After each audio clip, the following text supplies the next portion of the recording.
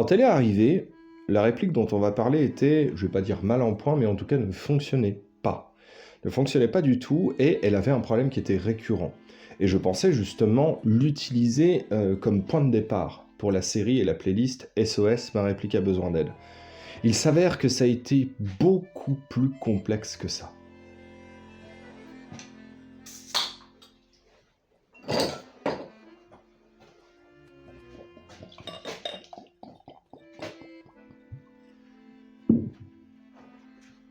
Petite bière blanche, ça permettra justement de contrebalancer avec les températures hivernales. D'habitude, quand il commence à faire des -2, vaut mieux boire une grosse bière brune. Ici, ça me rappellera un petit peu le soleil qu'on pouvait avoir sur nos épaules durant la saison estivale.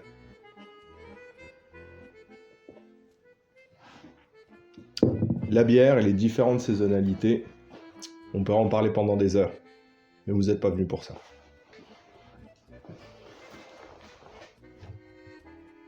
Le PP19 Vitiaz de chez LCT. Alors, ça pèse déjà, hein, donc c'est en fait le successeur du PP19 Bison, hein, avec des petits chargeurs 9x19.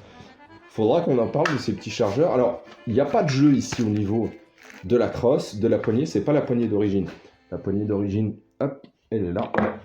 Ici, c'est une poignée qui est plus ergonomique, on va dire.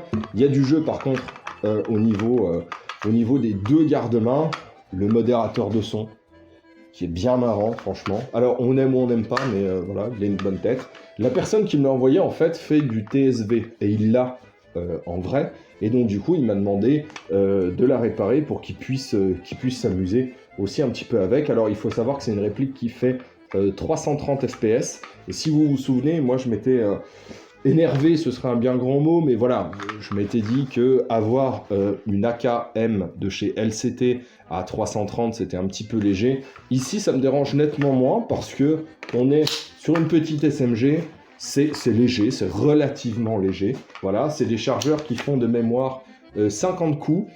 Il a fallu changer chaque ressort. Alors, c'est un bazar pour changer chaque ressort, parce qu'il y avait des problèmes de misfeed. Donc, on vous vend un chargeur qui ne feed pas correctement, mais surtout, on est capable de vous vendre, voilà, à l'intérieur, voilà, c'est le ressort qu'il y avait dans le chargeur, donc il a fallu les changer. Donc ça aussi, c'était bien marrant. Je voulais faire un tuto dessus, mais c'était tellement la galère que j'ai complètement abandonné l'idée.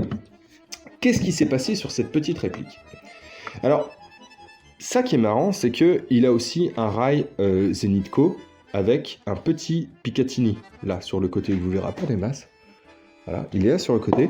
Ce sera très intéressant parce que à l'intérieur, on s'est permis de mettre un Léviathan. D'accord? C'est une personne qui fait du tir sportif. Alors, j'en ai jamais fait. Enfin, si, j'ai fait une fois du tir lors de mon enterrement de vie de garçon en Pologne. Et effectivement, sur cette petite réplique, on a mis un Léviathan. Et ce Léviathan permet, j'essaierai de vous mettre une photo parce que je ne vais pas redémonter la réplique, ça a été assez compliqué de le mettre. Il y a un ressort, d'accord, à l'intérieur de votre gearbox en plus, qui va permettre de simuler le point dur de votre queue de détente avant le tir. Alors, si vous regardez bien ici, voilà, ici c'est souple, là ça durcit, et ça se déclenche. Alors, je vais me mettre plus près, voilà, comme ça, tout près du micro. Ça fait un petit peu le reset qu'on peut avoir sur du GBB. Alors, voilà, comme il fait du tir sportif, c'est peut-être pour simuler un petit peu le point dur de la queue de détente.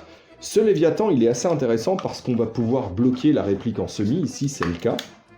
C'est une réplique qui va tirer uniquement en semi, hein, parce que du coup, si vous achetez la vraie et que vous êtes en France, bah, je suis pas fan de toutes les catégories, les machins. Je suis même pas fan, en fait, de faire des allers-retours entre la réalité et l'airsoft, même si, enfin bref, vous voyez bien ce que je veux dire. Mais du coup, voilà, vous pourrez faire que du semi. Donc ici, c'est une réplique qui est bloquée en semi. Je me mets en full, je suis en semi. Je me mets en sécu, je suis en sécu. Par contre, c'est pas n'importe quel PP19 Vitiaz. Ici, on est sur le modèle que vous avez déjà pu voir avec l'autre. Ah, ça vous dit quelque chose, ça? Moi, ça me dit quelque chose. Quand je l'ai reçu, c'était déjà désactivé et vous avez une culasse, voilà, qui est mobile. Hein. Je vais vous intégrer de toute façon une petite vidéo.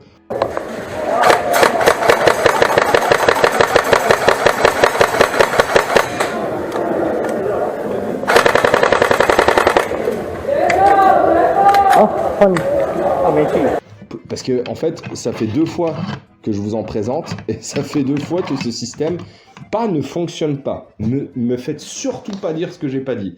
Ces répliques-là d'origine, avec ce système de culasse qui recule, fonctionnent. D'accord ? C'est l'upgrade qui demande plus de réactivité, plus de cadence, qui fait que ça pose problème. Il y a certaines répliques qui sont faites pour fonctionner selon un certain régime.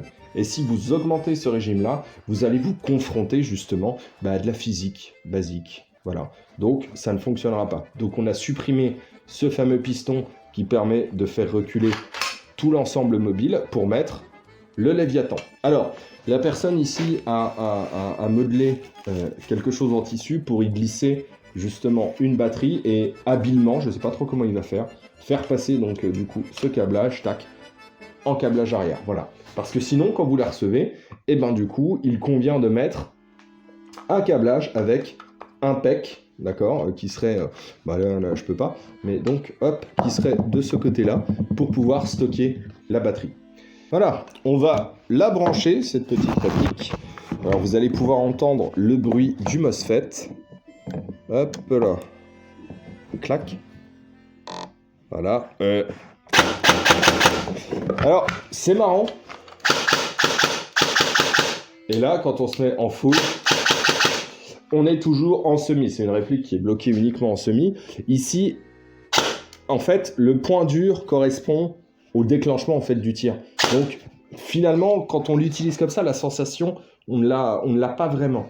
Donc, c'est marrant. C'est marrant.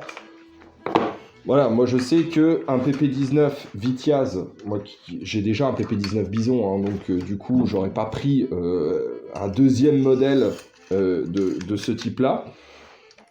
C'est marrant et ça me dérange absolument pas hein, qu'on soit sur une puissance modérée. Et les puissances en fait me dérangent absolument pas. Hein. Là, dans les questions que vous avez posées, vous en avez posé pas mal justement, sur quelles seraient, notamment Kanseb, que je salue, quelles seraient mes règles idéales à l'airsoft. Donc, du coup, pour la FAQ, voilà, c'est l'une des questions qui va poser un peu plus de temps pour y répondre. C'est marrant, cette petite réplique, c'est quand même marrant. Je sais pas, moi, si je m'en serais procuré une. Donc, en interne, qu'est-ce qu'on a ? On a un moteur SHS High Torque, on a un Léviathan V3 Bluetooth, voilà, qui nous permet... L'application est super cool, et alors, on peut mettre un code aussi pour éviter qu'il y ait le pote qui se connecte à votre Bluetooth, voilà, et qui vous modifie directement, directement vos petits trucs. Je trouvais que c'était assez intéressant. La poignée ergonomique, alors moi j'aime bien la poignée classique, voilà, elle ne me dérange absolument pas.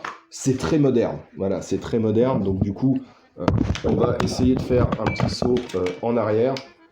On va y mettre, parce que là vous avez tout un rail Picatinny en fait, que vous n'êtes pas obligé d'utiliser, hein. La mire est juste au-dessus. Nous on va juste, voilà, si j'y arrive, hein, parce que côté dextérité, voilà, hop, voilà. Quand on lui met 2-3 petits équipements, on arrive sur quelque chose qui a quand même de la gueule. Bon, ça fait la même taille qu'une AKSU, voilà, donc entre ça et une AKSU, moi, véritablement, comme je vois qu'une gearbox à l'intérieur, je vois pas vraiment de différence. C'est livré déjà avec un coupleur de chargeur et 2 petits mags.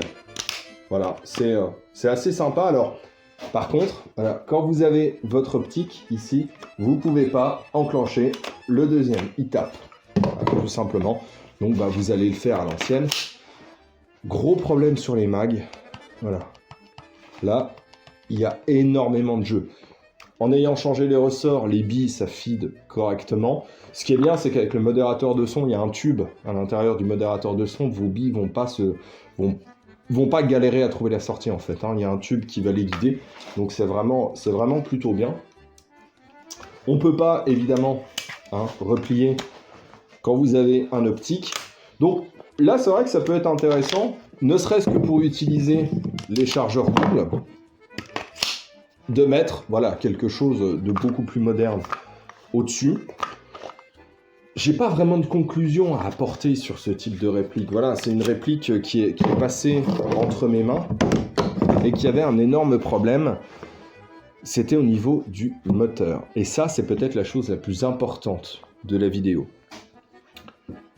Votre moteur, dans une cage V3, possède une entretoise qu'on va mettre ici.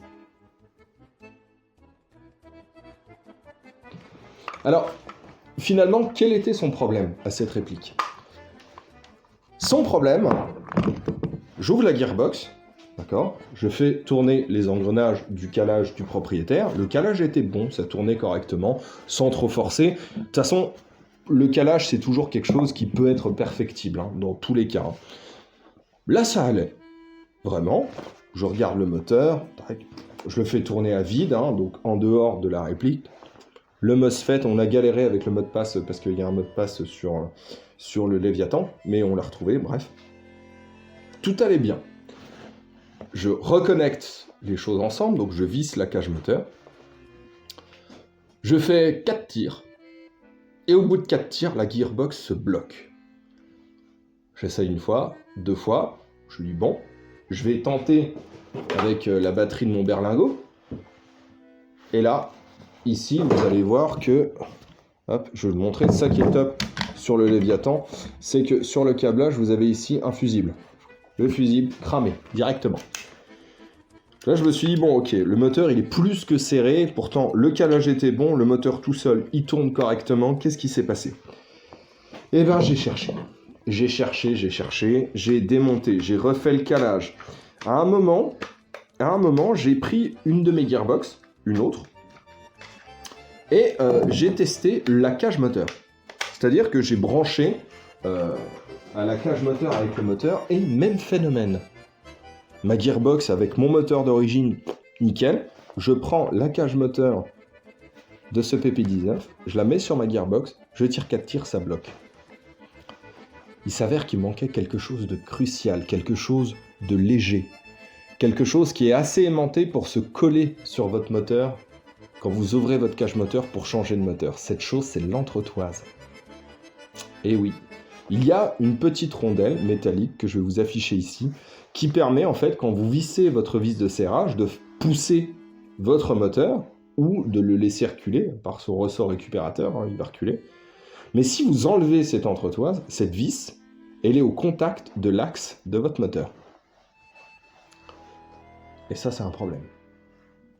Ça, c'est un problème parce que quand vous allez serrer pour faire avancer votre moteur, votre vis va être en pression sur votre axe. Et sachez bien que quand votre moteur y tourne, il a la fâcheuse tendance de tourner dans le sens de rotation du serrage. Et il se serre automatiquement. Vous utilisez votre moteur, votre axe entraîne votre vis qui le resserre et ainsi de suite. Et qui bloque. Cette entretoise, j'ai mis 2 heures à trouver que ça venait de là. Donc c'est pour ça que c'est pas aujourd'hui une vidéo de SOS, ma réplique a besoin d'aide. Parce que là, c'est vraiment l'expérience qui a joué. Et je me suis souvenu que quand je changeais mon moteur, cette entretoise, qu'on ne voit pas forcément, glisse et se colle contre la cage moteur de votre ancien moteur. Et bah voilà. Vous remettez le nouveau, vous faites pas gaffe, pourtant ça fonctionne les 2 premiers tirs, et après votre gearbox se bloque. C'est, je pense, la panne la plus éloignée de ce que je pensais au départ. Je pense que c'était vraiment celle-ci. J'en ai eu une autre aussi, où c'était, après avoir changé une poignée d'origine, que ça tordait la gearbox vers le bas, et donc il avait une perte de FPS parce que la personne avait trop serré en fait, et donc votre gearbox n'était plus dans le bon angle. Là pareil, c'était une origine qui était très éloignée du phénomène. J'ai plus les mêmes FPS, t'as changé ta poignée? Oui, bah ça vient de là. Voilà, on ne fait pas forcément le lien alors qu'il y en a un. Et donc bah là, voilà, c'était cette petite entretoise qui a fait tout le bazar. Donc je suis content d'avoir réussi quand même cette petite chose. Je vais la renvoyer au propriétaire. J'espère qu'il sera satisfait du boulot que j'ai fait dessus, parce que moi je me suis bien creusé la tête, je me suis bien amusé. Et je vous dis à la prochaine pour cette fois-ci le premier épisode de SOS, ma réplique a besoin d'aide.